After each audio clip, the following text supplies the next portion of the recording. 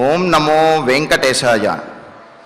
రాజత్కిరీటమణిదీధితి దీపితాంశం ఉద్యద్బృహస్పతిక విప్రతిమే వహంతం ద్వే కుండలేంకరహితేందు సమాన వక్త్రం రామం జగత్రయ గురుం సతతం భజామి. మణిమయాలంకృతమైనటువంటి కిరీటమును, కుండలములను, హారములను ధరించినటువంటి వాడు, చంద్రుని వలె ప్రకాశవంతమైనటువంటి ముఖ వర్చస్సు గలవాడు, ముల్లోకములను కూడా ప్రభువైనటువంటి శ్రీరామచంద్రునికి నమస్కరిస్తూ తదభిన్న స్వరూపుడైనటువంటి ఆ శ్రీనివాసుని యొక్క దయా విశేషం చేత సమస్త మానవాళికి ధర్మ తత్పరతను, సకల కార్యసిద్ధిని చేకూర్చాలన్నటువంటి సంకల్పంతో తిరుమల తిరుపతి దేవస్థానం వారు నిర్వహిస్తున్నటువంటి శ్రీమద్ రామాయణం అయోధ్యాకాండ ప్రవచన పారాయణ కార్యక్రమంలో నేటికి మనం 252వ రోజులోకి ప్రవేశించాం. ఈ కార్యక్రమంలో ముందుగా అన్నమాచార్యుల వారి సంకీర్తన అయినటువంటి ఓ రామ ఓ రామ ఓంకారధామ అనేటటువంటి సంకీర్తనను, త్యాగరాజ కీర్తన అయినటువంటి సంకీర్తనను శ్రీమతి డాక్టర్ ఏ విజయలక్ష్మి గారు, అన్నమాచార్య ప్రాజెక్టు కళాకారులు వారి బృందం యొక్క సహకారంతో ఆలపిస్తారు. శ్రవణం చేద్దాం. ఓం నమో వెంకటేశాయ.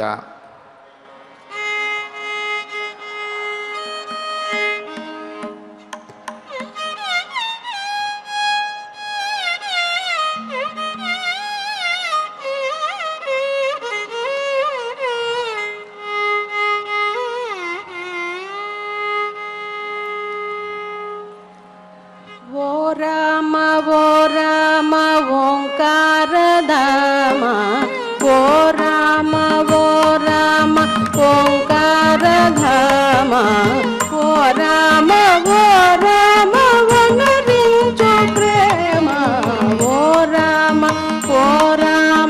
ఓంకారధామ, ఓ రామ వనరించు ప్రేమ, ఓ రామ ఓంకారధామ.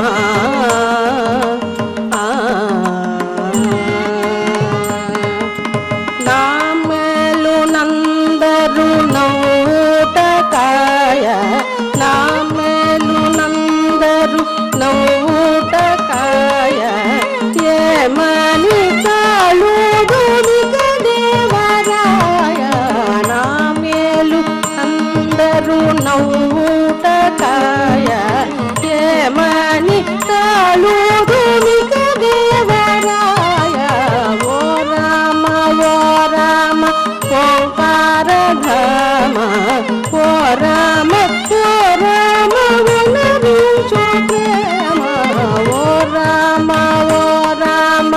ఓంకారధామ.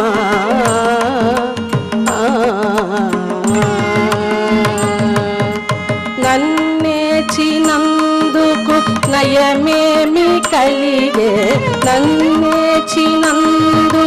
నయమేమి కలిగే, నిన్నే నిరనన్నిటి నీవే నదయగే, నన్నేచినందుకు నయమేమి కలిగే, నిన్నే నిరనన్నిటి నీవే నదయగే, ఓ రామ ఓంకారధామ, ఓ రామ వనరించు ప్రేమ, ఓ రామ ఓంకారధామ.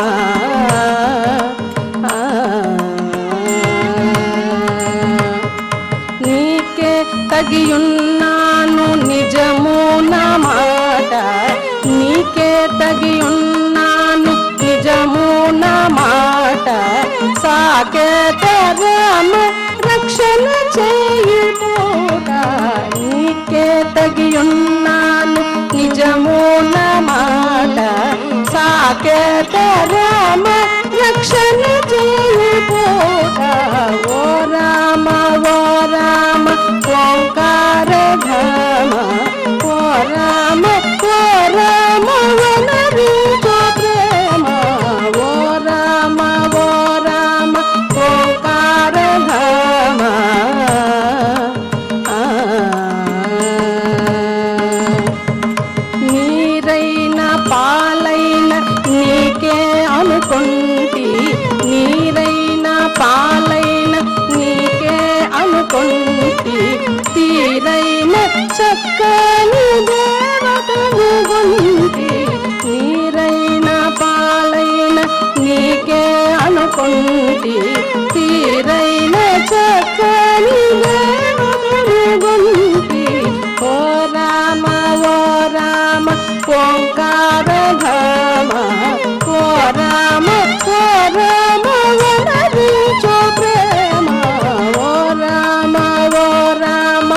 ఓంకారధామ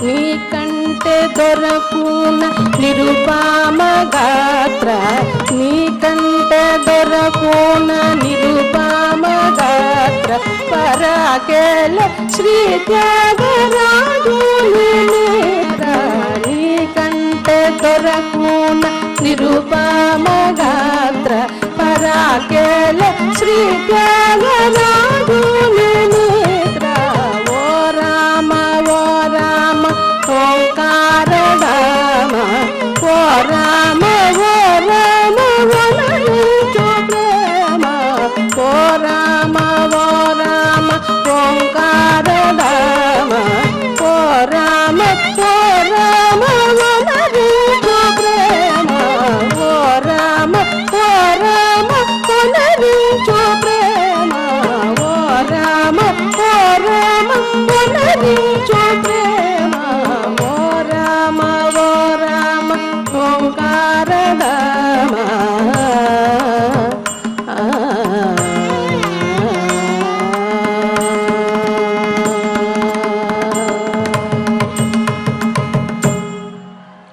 సంకీర్తనను ఎంతో చక్కగా శ్రవణం చేశాం. ఇక ఇప్పుడు శ్రీ గురు ధ్యానపూర్వకంగా సంకల్పవాక్యాలను అందరము కలిసి పలుకుతూ ఈ కార్యక్రమాన్ని ప్రారంభం చేసుకుందాం. శ్రీ గురు ధ్యానం గురుర్బ్రహ్మా గురుర్విష్ణుః గురుర్దేవో మహేశ్వరః గురుః సాక్షాత్ పరం బ్రహ్మ తస్మై శ్రీ గురవే నమః. శ్రీనివాస ధ్యానం శ్రీ వెంకటాద్రినిలయః కమలాకాముకః పుమాన్ అభంగుర విభూతిర్నః తరంగయతు మంగళం. అథ సంకల్పః శ్రీమదాదివరాహ క్షేత్రే విరాజమానస్య శ్రీ పద్మావతీ జానేః అఖిలాండకోటి బ్రహ్మాండ నాయకస్య శ్రీరామచంద్ర రూపాంతరస్య భగవతః శ్రీ వెంకటేశ్వర స్వామినః సన్నిధౌ హనుమత్ సీతా లక్ష్మణ భరత శత్రుఘ్న పరివార సమేత శ్రీరామచంద్ర పరబ్రహ్మణః పరిపూర్ణానుగ్రహేణ అస్మిన్ భువనే సమస్తాదివ్యాధీనా నివారణార్థం భారతవర్షే విద్యా విత్త వాణిజ్య కృషి వైద్య వైజ్ఞానిక దేశరక్షణాది రంగేషు విద్యమానానాం ఆస్తిక మహాజనానాం సర్వేషాం సకుటుంబానాం ఆయురారోగ్యైశ్వర్య సద్బుద్ధి ఇత్యాది సర్వశుభఫల ప్రాప్త్యర్థం ధర్మాచరణ ద్వారా శ్రీరామరాజ్యస్య పునర్వ్యవస్థాపనార్థం ఉద్యోగార్థితానాం సముచితోద్యోగ ప్రాప్త్యర్థం దంపతీనాం అనుకూల దాంపత్య సిద్ధ్యర్థం సంతానస్య పితృవాక్య పరిపాలనానుకూల బుద్ధి ప్రచోదనార్థం సకల కార్య సిద్ధ్యర్థం గో సంరక్షణార్థం చ శ్రీమద్వాల్మీకి రామాయణే అయోధ్యాకాండే యథాశక్తి శ్లోక వ్యాఖ్యాన పురస్సరం షడ్వింశ సర్గశ్లోకపారాయణం తథా శ్రీధన్వంతరి మంత్రపారాయణం చ అన్యోన్య సాహాయ్యేన ఆచార్యముఖేన కరిష్యామహే. శ్రీ వాల్మీకి ప్రార్థనా కూజంతం రామ రామేతి మధురం మధురాక్షరం ఆరుహ్య కవితాశాఖాం వందే వాల్మీకి కోకిలం. శ్రీ ఆంజనేయ ప్రార్థనా మనోజవం మారుతతుల్యవేగం జితేంద్రియం బుద్ధిమతాం వరిష్టం వాతాత్మజం వానరయూధముఖ్యం శ్రీరామదూతం శిరసా నమామి. శ్రీరామాయణ ప్రార్థనా వాల్మీకి సంభూత రామసాగరగామిని పునాదిభువనం పుణ్యా రామాయణ మహానది. శ్రీరామ ప్రార్థనా అయోధ్యాకేతు గుర్వర్ధే త్యక్త్వా రాజ్యం గిరౌ వసన్ పాదుకే భరతాయాదాత్ సరామ శరణం మమ. శ్రీరామచంద్ర పరబ్రహ్మణే నమః. అథ శ్రీమద్ రామాయణే ఆదికావ్యే అయోధ్యాకాండే షడ్వింశః సర్గః. శ్రీమన్నారాయణ చరణౌ శరణం ప్రపద్యే. శ్రీమతే నారాయణాయ నమః. శ్రీరామాయ నమః. ఇతీవ విలపంతీం తాం ప్రోవాచ రఘునందనః సీతే తత్ర భవాంస్తాతః ప్రవ్రాజయతి మాం వనం. సీతాదేవితో రామచంద్రమూర్తి మాట్లాడుతున్నాడు. మరి ఇప్పటి వరకు కూడా తన అంతఃపురానికి వచ్చినటువంటి రామచంద్రమూర్తిలో పట్టాభిషేకానికి సంబంధించినటువంటి చిహ్నములు, ఆ మర్యాదలు, ఆ ఉత్సాహము, ఉపచారములు ఇవేమీ కూడా లాంఛనములు ఏమీ కనిపించకపోయేటప్పటికీ కంగారు పడినటువంటి సీతాదేవి, రామచంద్ర పట్టాభిషేక సమయం సమీపించిందే, ఛత్రచామరములేవి, వందిమాగతులేరి, పుణ్యాహవాచనములతోటి స్వస్తివాచనములతోటి నిన్ను ఆశీర్వదించేటటువంటి బ్రాహ్మణోత్తములేరి, అదేవిధంగా సేనాపతులు మొదలైనటువంటి వారు, నీ పరివారము, పౌరులు, గ్రామీణులు మొదలైనటువంటి పరివారం అంతా ఏరి, వీరందరూ ఎవ్వరూ లేకుండా ఒక్కడివే ఒంటరిగా వస్తున్నావు, ఏం జరిగింది అని చెప్పి సీతాదేవి కంగారు పడుతూ రామచంద్రమూర్తిని అడిగితే అప్పుడు రాముడు చెబుతున్నాడు, ఇతీవ విలపంతీం తాం ప్రోవాచ రఘునందన అని అంటూ, ఇతీవ ఈ విధంగా సీతాదేవి కలత చెందుతూ కంగారు పడుతూ రాముడిని చూచి తల వంచుకుని బాధపడుతూ వస్తున్నటువంటి రాముడిని చూచి రాజలాంఛనములేవి కనిపించినటువంటి ఆ సందర్భాన్ని, సన్నివేశాన్ని చూచినటువంటి సీతాదేవి అడుగుతూ ఉంటే, విలపంతీం దుఃఖిస్తూ వివిధంగా అంటే అనేక రకాలైనటువంటి శంకలను, తన సందేహాలను వెలిబుచ్చుతూ అలాగే రామచంద్రమూర్తి యొక్క ఆ స్థితిని చూసి తాను దుఃఖిస్తూ ఉన్నటువంటి తాం ఆ సీతాదేవిని చూస్తూ ఆమెతోటి రామచంద్రమూర్తి మాట్లాడుతున్నాడు. రఘునందన ప్రోవాచ, రఘువంశమంతటికి కూడా ఆనందాన్ని కలుగజేసేటటువంటి రామచంద్రమూర్తి సీతాదేవికి కూడా ఆనందాన్ని కలుగజేయాలి, ఆమెకు ఉన్న విషయాన్ని తెలియచెయ్యాలి అని. అంటే ఆ విషయము సీతాదేవికి కష్టాన్ని కలుగజేసేదైనప్పటికీ కూడా నిజాన్ని, ఉన్నటువంటి విషయాన్ని తెలియజేయాలి అని చెప్పి రఘునందన, రఘుకులమును ఆనందపరిచేటటువంటి రామచంద్రమూర్తి ప్రోవాచ ఈ విధంగా చెబుతూ ఉన్నాడు. ఏమని చెప్పాడు? సాక్షాత్తుగా విషయంలోకి వచ్చేశాడు.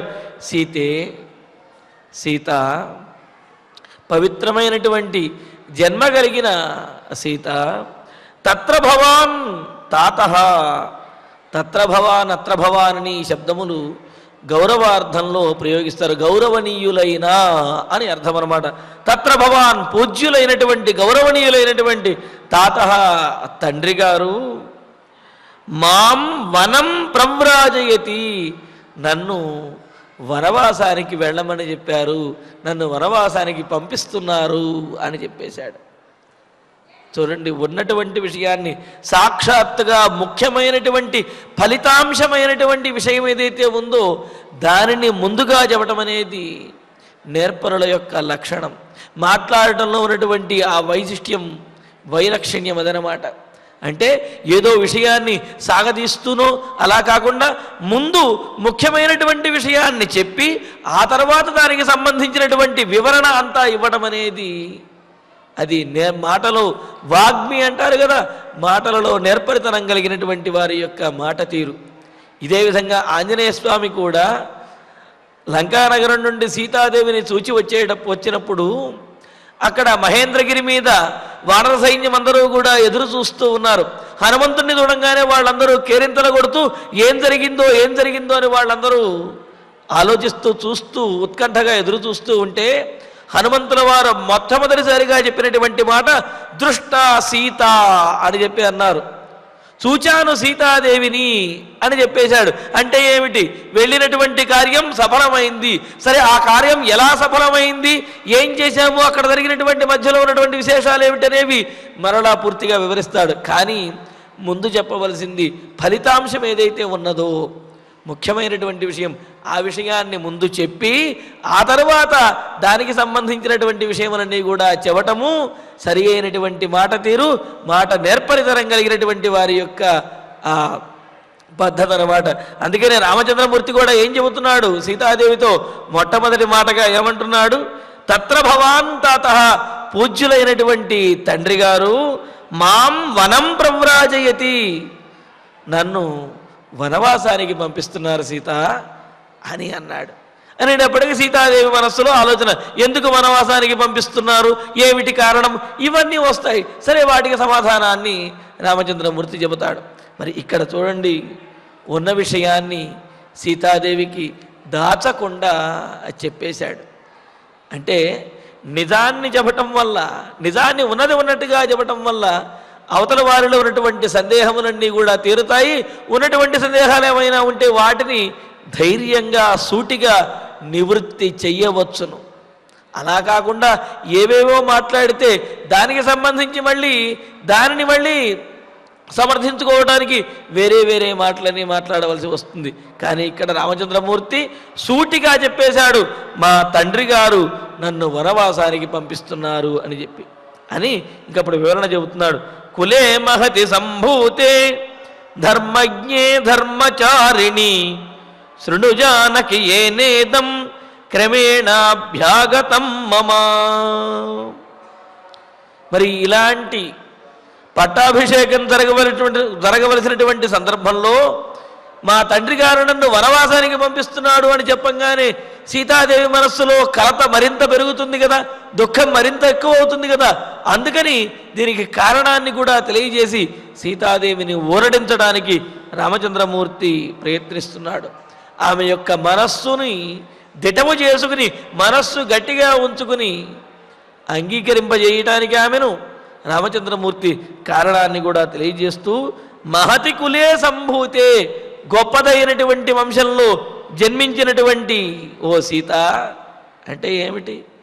ఇక్కడ ఏ సందర్భంలో గొప్పతనాన్ని గుర్తు చెయ్యాలో ఆ సందర్భంలో గనక గుర్తు చేస్తే అప్పుడు వారి యొక్క మార్గం సవ్యంగా ఉంటుంది. వారి యొక్క ఘనకార్యాలు వాళ్ళు సాధించగలుగుతారు, ధర్మాన్ని పాటించగలుగుతారు.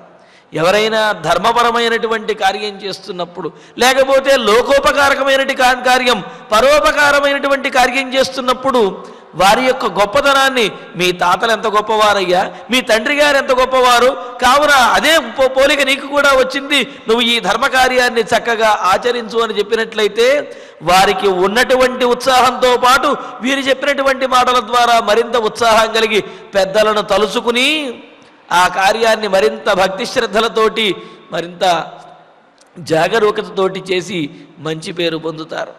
అటువంటి సందర్భంలో పెద్దలను గుర్తు చేసి వీరిని ప్రోత్సహించాలి.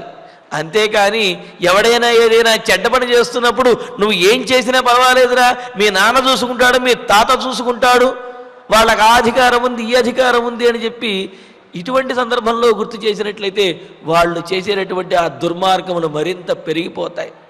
కావున ఏ సందర్భంలో ఏం మాట్లాడాలి, ఏ సందర్భంలో అనుకూలంగాను అదేవిధంగా వారి యొక్క వంశము యొక్క కీర్తి ఇనుమడించే విధంగా మాట్లాడాలి, ధైర్యాన్ని పెంచే విధంగా మాట్లాడాలనేది తెలుసుకుని మాట్లాడాలి తప్ప ఎక్కడ పడితే ఎక్కడ సమర్థించడము, ఎక్కడ పడితే అక్కడ కుంగదీయటము అనేది సరైనటువంటి మాటకారి లక్షణం కాదు.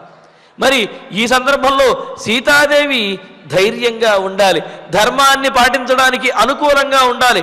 అందుకని రామచంద్రమూర్తి ఆమె వంశం గురించి కూడా గుర్తు చేస్తున్నాడు. ఎందుకు అంటే జనక మహారాజు యొక్క వంశంలో అందరినీ కూడా రాజఋషులు అని కీర్తిస్తారు. అంటే ఏమిటి, వాళ్ళు రాజులుగా ఉన్నప్పటికీ కూడా ఋషుల వంటి ప్రవర్తన కలిగినటువంటి వాళ్ళు. అందుకనే మరి ఆ సీతాదేవి మహాలక్ష్మి వారి యొక్క వంశంలో జన్మించింది. అందుకనే చెబుతున్నారు ఇక్కడ మహతి కులే సంభూతే, గొప్పదైనటువంటి జనక మహారాజు యొక్క వంశంలో జన్మించినటువంటి సీత సంభూతే ధర్మజ్ఞే, అంతేకాదు ధర్మం తెలిసినటువంటి దానా అని అంటున్నాడు. ధర్మాన్ని కూడా గుర్తు చేస్తున్నాడు. వంశము యొక్క గొప్పతనాన్ని, వంశంలో వారి యొక్క గొప్పతనాన్ని, ఆ వంశంలో ధర్మాన్ని పాటించే వారందరూ ఉన్నారు. కావున నీకు కూడా ధర్మం ఏమిటో తెలుసు సీత అని అంటూ ధర్మజ్ఞే, ధర్మం తెలిసినటువంటి దానా, ధర్మచారిణి, ధర్మము తెలియటమే కాదు ధర్మాన్ని ఆచరించడం కూడా తెలిసినటువంటి దానివి, ఆచరించేటటువంటి దానివి. తెలుసుకోవటం ఒక ఎత్తు అయితే దాన్ని ఆచరించడం అనేది మరింత క్లిష్టమైనది, అది ముఖ్యమైనటువంటి విషయం అన్నమాట. అందుకని ఏమంటున్నాడు, గొప్ప వంశంలో జన్మించినటువంటి దానివి, ధర్మము తెలిసినటువంటి దానివి, ధర్మాన్ని ఆచరించేటటువంటి దానివైన జానకి,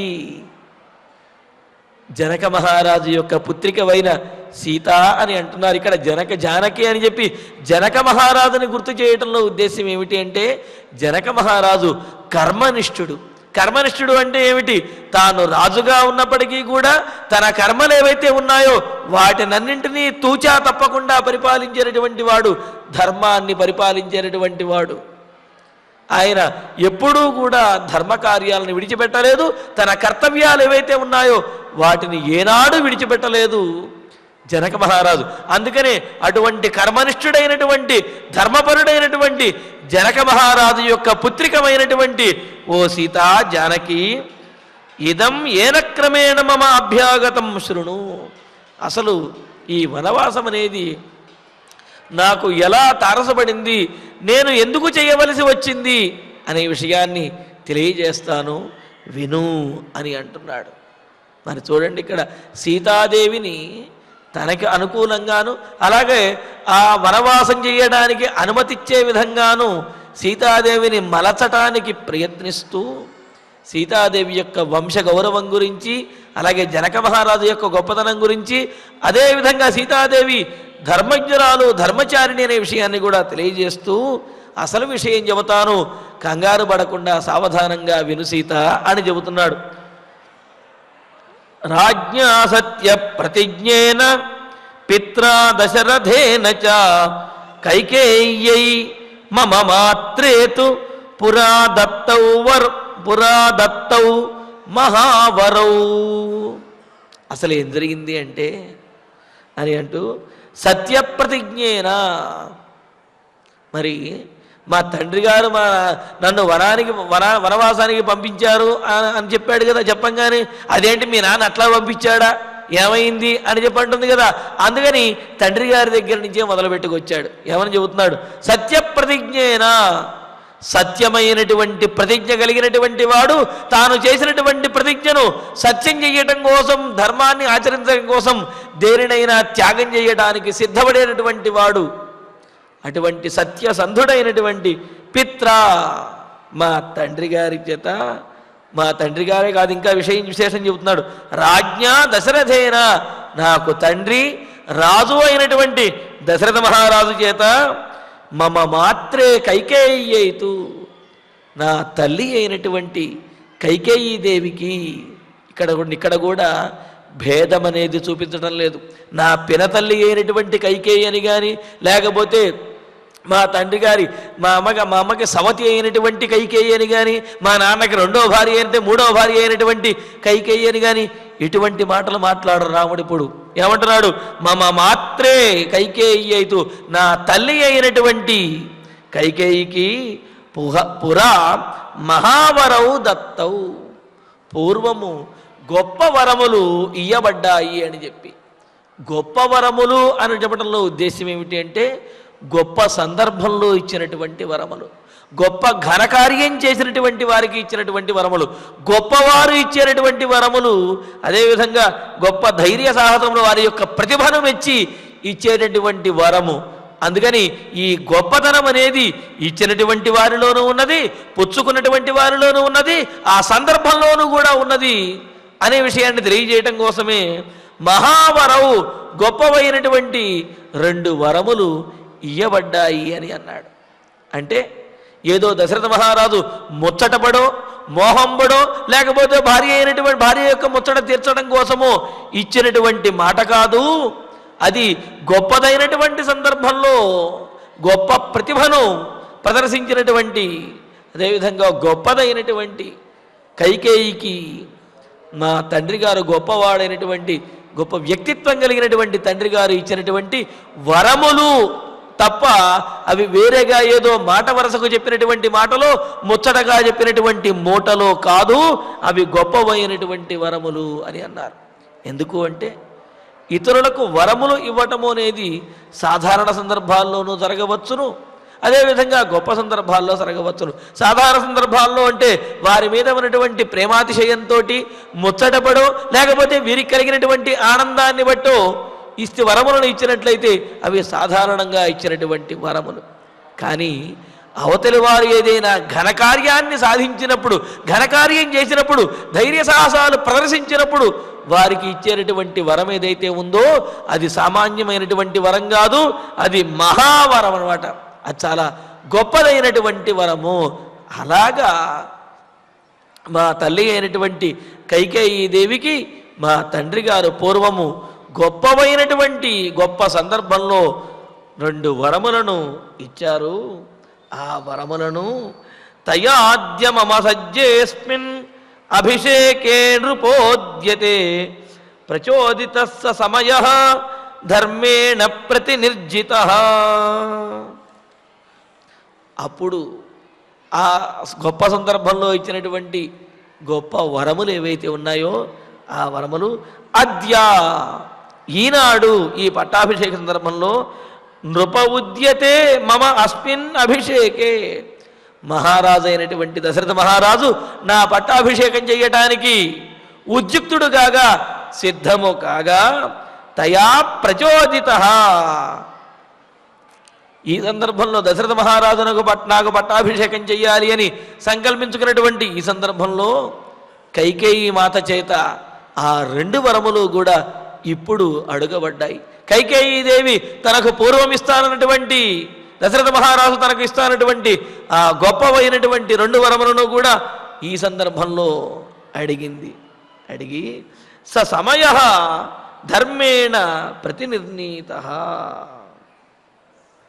మరి ఆనాడు సమయ శబ్దానికి ప్రతిజ్ఞ అని, ఇచ్చినటువంటి మాట అని, వరము అని అనేకమైన అర్థములు ఉన్నాయి. అందుకని ఇక్కడ కైకేయీదేవి ససమయ, పూర్వము దశరథ మహారాజు నీవు కోరినటువంటి వరములను నేను ఇవ్వడానికి సిద్ధంగా ఉన్నాను, నీవు ఎప్పుడు వరములు కోరుకుంటావో కోరుకో అంటే ఆమె ఇప్పుడు కాదు నేను కాలాంతరంలో వరములను కోరుకుంటాను అని దేవాసుర సంగ్రామ సమయంలో దశరథ మహారాజుతో అన్నది కదా. అందుకని సహసమయ, అప్పుడు దశరథ మహారాజు ఇచ్చినటువంటి మాట ఏదైతే ఉందో, నీవు కోరినటువంటి 2 వరములను తప్పనిసరిగా నీకు ఇస్తాను అని చెప్పినటువంటి మాటలు, ఆ వరములను కోరుకుని ధర్మేణ ప్రతినిర్ణీత, అలా వరములను కోరడం ద్వారా ధర్మపాశబద్ధుడై తాను ఇచ్చినటువంటి మాటకు కట్టుబడినటువంటి వాడై ప్రతినిర్ణీత, ఆయన ఆ వరములకు తాను ఇచ్చినటువంటి మాట కట్టుబడినటువంటి వాడై నన్ను ఆమెకు ఇచ్చినటువంటి వరములు నెరవేర్చడం కోసము అని చెప్పి ధర్మభాషానికి బద్ధుడై ధర్మాన్ని అనుసరించి నన్ను వనవాసానికి పంపిస్తున్నాడు అని చెప్పి అంటున్నాడు. అంటే ఏమిటి? దశరథ మహారాజు ఎవరికీ లొంగలేదు, ధర్మానికే లొంగాడు అనే విషయం ఇక్కడ సీతాదేవికి తెలియజేస్తున్నాడు. లేకపోతే మామగారు తన భర్తకు అన్యాయం చేశాడు అని చెప్పి సీతాదేవి దశరథుడిని నిందించవచ్చు. అందుకని రాముడు చాలా స్పష్టంగా తెలియజేస్తున్నాడు, దశరథ మహారాజు అన్యాయము చెయ్యలేదు, దశరథ మహారాజు కైకేయికి లోబడిపోలేదు.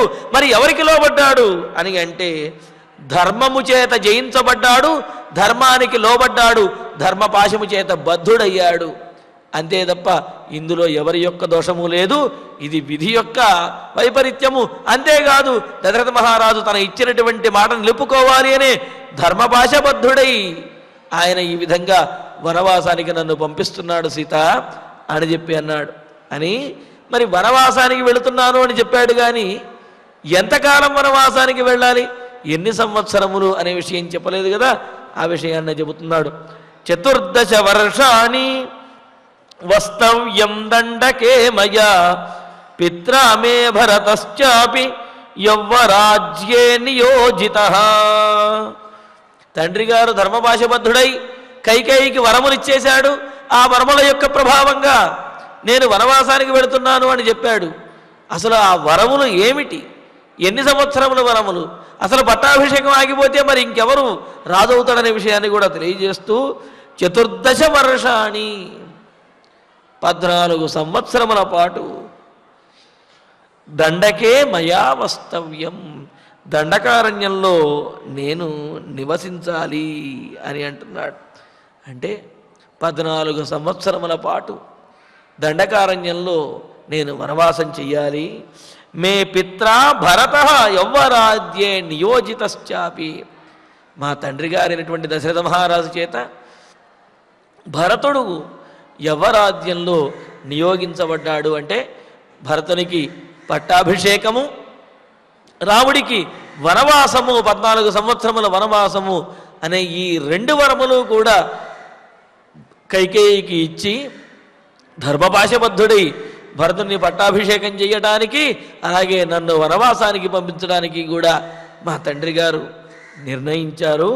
ఆ నిర్ణయాన్ని అనుసరించి నేను వనవాసానికి బయలుదేరుతున్నాను సీత అని చెప్పి అంటూ చూడండి. ముందు 14 వర్షాణి వస్తవ్యం దండకేమయ పిత్రామే భరతశ్చాపి యవ్వరాజ్యే నియోజితః అని చెప్పి అన్నాడు.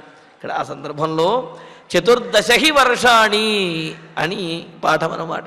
14 వర్షాణి 14 సంవత్సరములే అంటే అక్కడ 14 సంవత్సరములు అని ఎక్కువ అని చెప్పకుండా 14 వర్షాణి 14 సంవత్సరముల పాటు మాత్రమే నేను వనవాసానికి వెళ్ళాలి.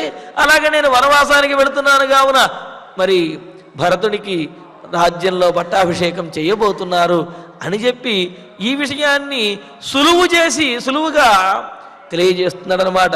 ఇలాగా రామచంద్రమూర్తి మరి ఉన్న విషయాన్ని తెలియజేశాడు. తెలియజేసి సోహం త్వామాగతో ద్రష్టుం ప్రస్థితో విజనం వనే, ఇంకో మాట కూడా అన్నాడు అక్కడ. సహా అహం, అలా తండ్రి గారి చేత ఆజ్ఞాపించబడి పితృవాక్య పరిపాలననే ధర్మాన్ని పాటించడానికి నేను, తాను ఇచ్చినటువంటి వరములను ఇచ్చిన మాట నిలుపుకున్నటువంటి ధర్మాన్ని పాటించాలి అని మా తండ్రి గారు ధర్మపాశ బద్ధులమైపోయి నేను ఇలా వనవాసానికి బయలుదేరాను. సోహం, అటువంటి నేను విజనం వనం ప్రస్థిత, నిర్జనమైనటువంటి జనులెవరూ లేనటువంటి ఆ దండకారణ్యానికి బయలుదేరినటువంటి వాడినై త్వాం ద్రష్టుం ఆగతః, నిన్నొక్కసారి చూచి వెళదాము అని చెప్పి నీ అనుమతి తీసుకుందాము అని చెప్పి నేను వచ్చాను. అంటే ఇక్కడ చూడండి, సీతాదేవి దగ్గర నాకు అనుమతి ఇవ్వు అని చెప్పి కాకుండా తన యొక్క నిర్ణయాన్ని తెలియజేశాడు. ఎందుకు అంటే రాముడి నిర్ణయాన్ని సీతాదేవి ఏనాడు కూడా కాదు అని అనదు, ఏనాడు వ్యతిరేకించదు.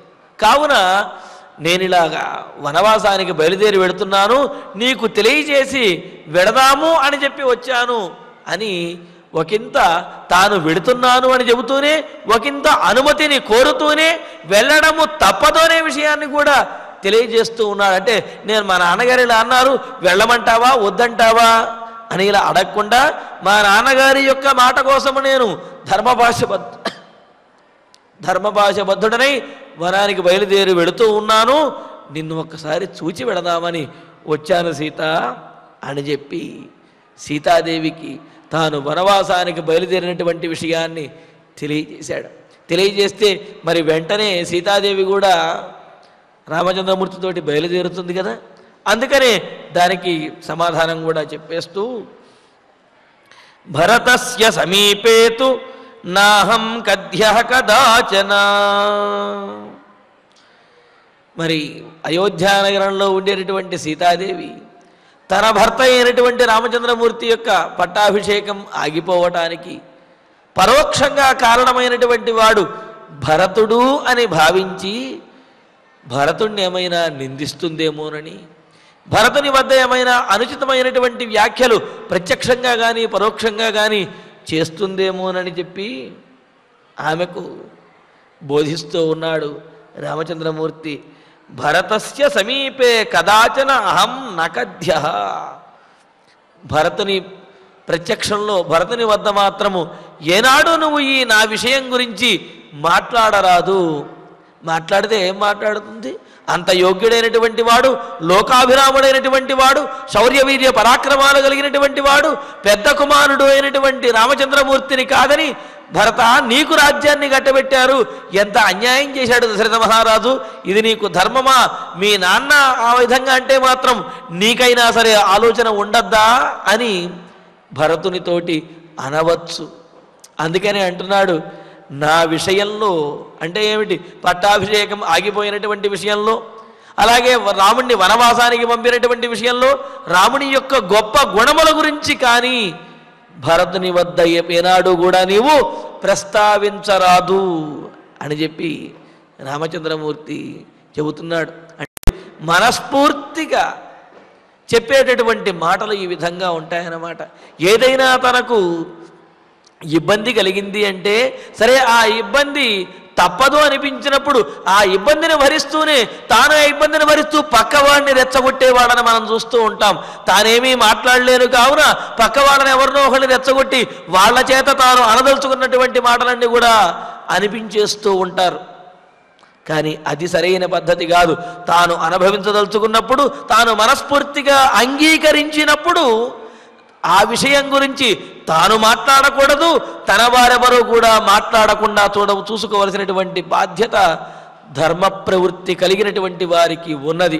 అందుకనే ఇక్కడ రామచంద్రమూర్తి తాను ఏమాత్రమూ వ్యతిరేకించలేదు, కానీ తన మీద ఉన్నటువంటి ప్రేమతోటి సీతాదేవి ఏమైనా ఒకంత వ్యతిరేకంగా మాట్లాడవచ్చునేమో, తన మీద ఉన్నటువంటి ప్రేమతోటి ఒకవేళ వ్యతిరేకంగా మాట్లాడకపోయినప్పటికీ కూడా ఎవరైతే నష్టపోయారో వారి గురించి గొప్పగా మాట్లాడుతూ ఉంటే చాలు కదా, అంత గొప్ప వాళ్ళని కాదని నీకు రాజ్యాన్ని కట్టబెట్టారా అన్నట్లుగా రెండు మాటలు మాట్లాడితే చాలదు. అందుకని రామచంద్రమూర్తి ఆ విధంగా ఏనాడూ మాట్లాడకూడదు అని చెబుతూ భరతస్య సమీపేతు నాహం కద్యః కదాచన అని అంటున్నాడు. భరతుని దగ్గర మాత్రం నా గొప్పతనం గురించి కానీ, నాకు జరిగినటువంటి అంటే నేను రాజ్యాన్ని కోల్పోవటం, వనవాసానికి వెళ్ళడం, ఈ విషయం గురించి కానీ నీవు భరతుని వద్ద ఏనాడు ఎప్పుడూ కూడా మాట్లాడకూడదు అని చెప్పి ఇంకో మాట అంటున్నాడు. బుద్ధియుక్తా హి పురుషా నసహంతే పరస్తవం తస్మాన్నతే గుణాః కథ్యాః భరతస్యాగ్రతో మమ. మాట్లాడవలసినటువంటి తీరును ఏ సందర్భంలో ఎలా మాట్లాడనేటువంటి విషయాన్ని రామచంద్రమూర్తి మనందరికీ కూడా బోధిస్తూ ఉన్నారు. ఎవరైనా గొప్పవారి దగ్గరికి వెళ్ళినప్పుడు వారి యొక్క గొప్పతనం గురించి మాట్లాడాలి తప్ప గొప్పవారి దగ్గరికి వెళ్ళినప్పుడు వేరే గొప్పవారి గురించి మాట్లాడటం అనేది అది సందర్భోచితము కాదు అని చెప్పి అంటున్నాడు. ఎవరి దగ్గరికి వెళ్ళామో వారి గొప్పతనం గురించి పొగడాలి, వారి గొప్పతనం గురించి కీర్తించాలి తప్ప వేరే వారి దగ్గరికి వెళ్ళి మరొకరి గొప్పతనం గురించి చెబితే వీరిని కించపరిచినట్లు అవుతుంది. తద్వారా వారి యొక్క మనస్సు కష్టపడేటువంటి అవకాశం ఉన్నది. అందుకని ఏమంటున్నాడు, బుద్ధియుక్తాః, బుద్ధిమంతులైనటువంటి వారు అటువంటి పురుషులు పరస్తవం, ఇతరులను స్తుతిస్తూ ఉంటే వారు సహించలేరు. న సహంతేహి, వారు సహించలేరు. ఎవరైనా బుద్ధిమంతుడైనటువంటి వారి దగ్గరికి వెళ్ళి అయ్యా వాళ్ళు ఎంత తెలివైనటువంటి వాడు, వీడెంత తెలివైనవాడు, వాడెంత తెలివైనవాడు అంటే ఏమనిపిస్తుంది అంటే నేను బుద్ధి లేని వాడినే అనిపిస్తుంది. అంతే కదా. కావున బుద్ధియుక్తాః పురుషాః పరస్తవం నసహంతే. అది కూడా సందర్భము లేకుండా కేవలము ఇతరుల మీద ఉన్నటువంటి వారి మీద ఉన్న ప్రేమాభిమాన ఆదరముల చేత సందర్భం లేకపోయినా సరే ఇతరులను కీర్తించడం అనేది బుద్ధిమంతులైనటువంటి వారు సహించలేరు అని. ఇక్కడ మరో అర్థం కూడా, మరో విశేషం కూడా ఉంది. బుద్ధియుక్తాః అనే పాఠంతో పాటు రుద్ధియుక్తాః అనే పాఠం కూడా ఉన్నది. రుద్ధి అంటే కనుక సంపద, ఐశ్వర్యము అని అర్థము. అలాగా సంపద, ఐశ్వర్యం కలిగినటువంటి వారు ఎవరైతే ఉన్నారో వారు, అధికారము ఇది కలిగినటువంటి వారు ఇతరులను స్తుతించడం, ఇతరులను గనక స్తుతించినట్లయితే వారు సహించలేరు అని అన్నారు. ఇక్కడ భరతుడు బుద్ధిమంతుడు, మంచి బుద్ధిశాలి. అంతేకాదు పట్టాభిషిక్తుడు గనక అయినట్లయితే రాజ్యమంతా కూడా ఈ ఐశ్వర్యము రాజ్యము అంతా వీటన్నిటినీ కూడా పొందినటువంటి వాడు అవుతాడు. మరి ఆ విధంగా బుద్ధిమంతుడు, సంపదలన్నీ కూడా కలిగేటటువంటి వాడు అయిన, సంపదలన్నీ కూడా పొందేవాడైనటువంటి భరతుని ఎదుట నీవు నా గురించి పొగుడుతూ అలా దెప్పి పొడుస్తూ ఉన్నట్లయితే భరతుడు సహించలేడు అని అంటున్నాడు. అలాగే లోకం తీరును కూడా ఇక్కడ తెలియజేస్తూ బుద్ధిమంతులైనటువంటి తెలివితేటలు కలిగినటువంటి వారు, అదేవిధంగా ఐశ్వర్యవంతులు ఎవరైతే ఉంటారో వారి ఎదుట ఇతరులను గనక పొగిడినట్లయితే, ఇతరులను గనక స్తుతించినట్లయితే వారు సహించలేరు. కావున అటువంటి సందర్భంలో వారి వద్ద వేరే వారిని కీర్తించడం అనేది మాటకారితనం కాదు, ఆ విధంగా మాట్లాడటం అనేది సముచితం కాదు అని చెబుతున్నాడు. అందుకనే బుద్ధియుక్తాః లేకపోతే రుద్ధియుక్తాః రెండర్థములు కూడా తీసుకోవచ్చు అన్నమాట. రుద్ధియుక్తాః పురుషాః, అటువంటి పురుషులు పరస్తవం నసహంతే, ఇతరుల యొక్క స్తుతిని వాళ్ళు సహించరు కదా. తస్మాత్, అందువలన భరతస్య అగ్రతః, భరతుని ఎదుట తే మమ గుణాః నకథ్యాః, నువ్వు నా గుణముల గురించి, నా గొప్పతనం గురించి, నా పరాక్రమం గురించి నీవు భరతుని ఎదుట మాట్లాడటం అనేది సముచితం కాదు. ఎందుకు అంటే భరతుడు రాజు, అంతేకాదు బుద్ధిశాలి, సకల ఐశ్వర్యములను పొందేవాడు. అటువంటి వాడి దగ్గర నీవు నన్ను కీర్తించినట్లయితే అతని యొక్క మనస్సు ఏమైనా బాధపడవచ్చును. పైగా లోకము తీరు ఏమిటి, బుద్ధి అదేవిధంగా ఐశ్వర్యము కలిగినటువంటి వారు ఇతరులను గనక స్తుతించినట్లయితే వారు సహించలేరు కదా అని చెప్పి రామచంద్రమూర్తి అంటున్నాడు. అంటే రాజుల వద్ద, అధికారుల వద్ద ఉండవలసినటువంటి తీరు ఎలా ఉండాలి ఎవరైనా సరే అనే విషయాన్ని మనకు తెలియజేస్తూ ఉన్నాడు. తెలియజేస్తూ నాపిత్వం తేన భర్తవ్య విశేషేణ కదాచన అనుకూలతయా శక్యం సమీపే త్వస్య వర్తితుం. ఇంకో మాట కూడా అంటున్నాడు. సరే, రాముని యొక్క భార్యవు నీవు, పట్టాభిషిక్తుడు కావలసినటువంటి రాముని యొక్క భార్యవు, జ్యేష్ఠ కుమారుడైనటువంటి రాముని యొక్క భార్యవు, దశరథుడికి అత్యంత ప్రియమైనటువంటి రాముని యొక్క భార్యవు నీవు. కావున నీ మనసులో ఒక ఆలోచన ఉండొచ్చు, భరతుడు రాజు అయితే అయ్యాడు, కానీ నన్ను వదినగారిగా, రాముని యొక్క భార్యగా నన్ను సముచితమైనటువంటి స్థానంలో గొప్పగా గౌరవించాలి అని సీత నీవు అనుకుంటావేమో. కానీ త్వం తేన కదాచన విశేషేణ నభర్తవ్య, నీవు ఆ విధమైనటువంటి భావనను విడిచిపెట్టు. ఎందుకు అంటే రాముడు కనుక రాజు అయినట్లయితే రాజభార్యగా సీతాదేవి ఆ గౌరవములను పొందవచ్చు. రాముడు ఎప్పుడైతే రాజు కాలేదో సీతాదేవికి ఆ గౌరవములు కూడా పొందేటటువంటి అవకాశము లేదు అనే విషయాన్ని రాముడే తెలియజేస్తున్నాడు. అందుకే ఏమంటున్నాడు, త్వం తేన కదాచన విశేషేణ నభర్తవ్య, భరతుడు నిన్ను విశేషంగా గౌరవించవలసినటువంటి అవసరము కూడా లేదు. ఎందుకని గౌరవించాలి? నీవు రాజభార్యవు కాదు కదా, కావున నిన్ను ప్రత్యేకంగా గౌరవించవలసినటువంటి అవసరం భరతుడికి లేదు. ఆ విధమైనటువంటి ఆశలు కూడా నీవు పెట్టుకోవడానికి వీలు లేదు. నభర్తవ్య, ఆ విధంగా నిన్ను విశేషంగా భరించి విశేషంగా గౌరవించవలసినటువంటి అవసరం అనేది భరతునికి లేదు. అనుకూలతయా అస్య సమీపే వర్తితం యోగ్యం, నీవు కూడా మిగతా వారందరూ కూడా ఎలాగైతే ఉంటారో అలాగా భరతుణ్ణి రాజుగా భావించి నీవు కూడా సామాన్యమైనటువంటి స్త్రీలాగా భరతుని వద్ద ప్రవర్తించాలి తప్ప, నేను రాముని యొక్క భార్యను, నేను నీ అన్నగారి భార్యను, అసలు మా ఆయనకి దక్కవలసినటువంటి సింహాసనం మీద నువ్వు కూర్చున్నావు అని ఈ విధంగా నీవు అటువంటి ప్రవర్తనతో కానీ అటువంటి మాటలతో కానీ నీవు ప్రవర్తించకూడదు. నిన్ను ప్రత్యేకంగా గౌరవించవలసినటువంటి అవసరం భరతుడికి లేదు. అటువంటి ఆశ కూడా నీవు పెట్టుకోవలసినటువంటి సందర్భము ఇది కాదు. నీ ధర్మాన్ని నీవు పాటిస్తూ మిగతా అంతఃపుర స్త్రీల వలె నీవు కూడా సామాన్యముగా ఉండాలి తప్ప ప్రత్యేకమైనటువంటి గౌరవాన్ని పొందాలి అని కోరుకోవటం న్యాయము కాదు అని చెప్పి రామచంద్రమూర్తి సీతాదేవికి ఉన్నటువంటి విషయాన్ని నిర్మహమాటంగాను నిష్కర్షగాను రామచంద్రమూర్తి తెలియజేస్తూ ఉన్నాడు. మరి సీతాదేవి ఏ విధంగా స్పందించింది, రాముడు ఎలా ఇంకా విశేషాలను తెలియజేశాడనే విశేషాన్ని తరువాతి ప్రవచనంలో తెలుసుకుందాము. ఇక ఇప్పుడు ఆచార్యుల వారి ద్వారా శ్లోకాలను పారాయణ చేసుకుందాము. ఇతీవా విలపంతీం తాం ప్రోవాచ రఘునందనః సీతే తత్ర భవాంస్తాతః ప్రవ్రాజయతి మాం వనం కులే మహతి సంభూతే ధర్మజ్ఞే ధర్మచారిణి శృణు జానకీ ఏనేదం క్రమేణ అభ్యాగతం మమ రాజ్ఞా సత్యప్రతిజ్ఞేన పిత్రా దశరథేన చ కైకేయ్యై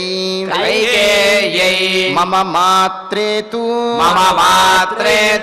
పురా దత్తౌ మహావరౌ తయాద్యా మమ సజ్జేస్మిన్ అభిషేకే నృపోద్యతే ప్రచోదితః ససమయః ధర్మేణ ప్రతినిర్జితః చతుర్దశహి వర్షాణి వస్తవ్యం దండకే మయా పిత్రా మే భరతశ్చాపి యౌవరాజ్యే నియోజితః సోహం త్వాం ఆగతో ద్రష్టుం आगतो दृष्टं प्रस्थितः विजनं वनं भरतस्य समीपे तु नाहं कथ्यः कदाचन बुद्धियुक्ता हि पुरुषाः न सहन्ते परस्तवं तस्मान्नते गुणाः कथ्याः भरतस्य अग्रतो मम नापि त्वं तेन भर्तव्या विशेषेण कदाचन अनुकूलतया शक्यं समीपे त्वस्य वर्तितुम् इत्यार्षे श्रीमद् रामायणे आदिकाव्ये अयोध्याकाण्डे षड्विंशे सर्गे अष्टश्लोकाः ఫలశ్రుతి నుండి మంగళాంతం వరకు అందరము కలిసి పఠిద్దాం. ఫలశ్రుతి आयुष्यमारोग्यकरं यशस्यं सौभ्रातृकं बुद्धिकरं सुखं च श्रोतव्यमेतन्नियमेन सद्भिः आख्यानमोजस्करमृद्धिकामैः श्रीरामचन्द्र परब्रह्मणे नमः. अथ धन्वन्तरि ध्यानम् अच्युतानन्द गोविन्द विष्णो नारायणामृत रोगान्मे नाशयाशेषान् आशु धन्वन्तरे हरे. आरोग्यं दीर्घमायुष्यं बलं तेजोधियं श्रियं स्वभक्तेभ्यो गृह्णन्तं वन्दे धन्वन्तरिं हरिम्. धन्वन्तरेरिमं श्लोकं भक्त्या नित्यं पठन्ति ये अनारोग्यं न तेषां स्यात् सुखं जीवन्ति ते चिरम्. ॐ नमो भगवते वासुदेवाय. धन्वन्तरये अमृतकलशहस्ताय वज्रजलौकहस्ताय सर्वामयविनाशनाय त्रैलोक्यनाथाय महाविष्णवे स्वाहा. ॐ वासुदेवाय विद्महे सुधाहस्ताय धीमहि तन्नो धन्वन्तरिः प्रचोदयात्. अथ नवग्रह प्रार्थना. आरोग्यं पद्मबन्धुर्वितरतु नितरां सम्पदं शीतरश्मिः भूलाभं भूमिपुत्रः सकलगुणयुतां वाग्विभूतिं च सौम्यः सौभाग्यं देवमन्त्री रिपुभयशमनं भार्गवः शौर्यमार्किः दीर्घायुः सैन्निकेयः विपुलतरयशः केतुः आचन्द्रतारम् अरिष्टानि प्रणश्यन्तु दुरितानि भयानि च शान्तिरस्तु शुभं मेस्तु ग्रहाः कुर्वन्तु मङ्गलम्. अथ क्षमा प्रार्थना. यदक्षरपदभ्रष्टं मात्राहीनं च यद्भवेत् तत्सर्वं क्षम्यतां देव नारायण नमोऽस्तु ते. अथ भगवत्समर्पणम्. कायेन वाचा मनसेन्द्रियैर्वा बुद्ध्यात्मना वा प्रकृते स्वभावात् करोमि यद्यत् सकलं परस्मै नारायणायेति समर्पयामि। अथ मङ्गलम् श्रियः कान्ताय कल्याणनिधये निधयेऽर्थिनाम् श्रीवेङ्कटनिवासाय श्रीनिवासाय मङ्गलम्।